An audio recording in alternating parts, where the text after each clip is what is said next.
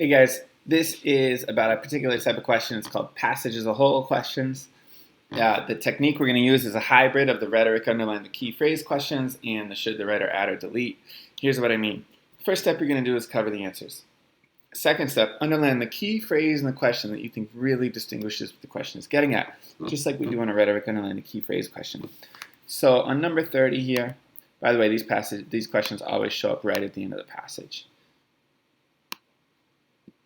And on number 30 here, the key phrase we're going to underline would be, suppose the writer's goal had been to write an essay about an artist with a long and successful career. Did they accomplish this goal? So now what we have to do, and this is where it's similar to should the writer add or delete, we have to read enough context to be able to predict yes or no and why. And the first place to look on these passages of the whole questions is something that summarizes the passage as a whole really well, the title of the passage. So let's go see if the title suggests this is an essay about an artist with a long and successful career. Ashley Bryan, A Shining Life. All right, I guarantee the answer is going to be yes. And so you want to read enough to predict yes or no and why. So we'll just skim through this. And if you've just done the passage, you remember the story well, but I haven't done this one. So let's just skim through it. All right.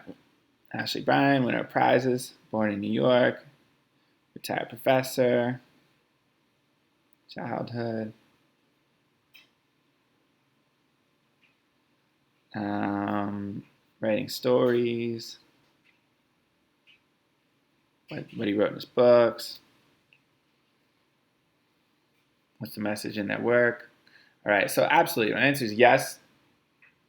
That's just exactly what they described. All right, that's my yes or no and why prediction. Predictions don't have to be super fancy. Make them fancy if you can, but do not waste time feeling bad that your prediction isn't fancy enough. All right, so let's check the answers. F, yes, because it focuses on an artist and states his most popular books are based on his childhood memories. Oh, I don't like that childhood memories part.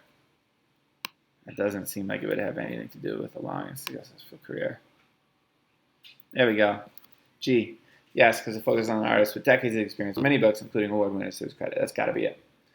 That's all you do on these questions. They show up 2 or 3 times a section. Cover the answers. Underline the key phrase in the question in terms of what it's getting at.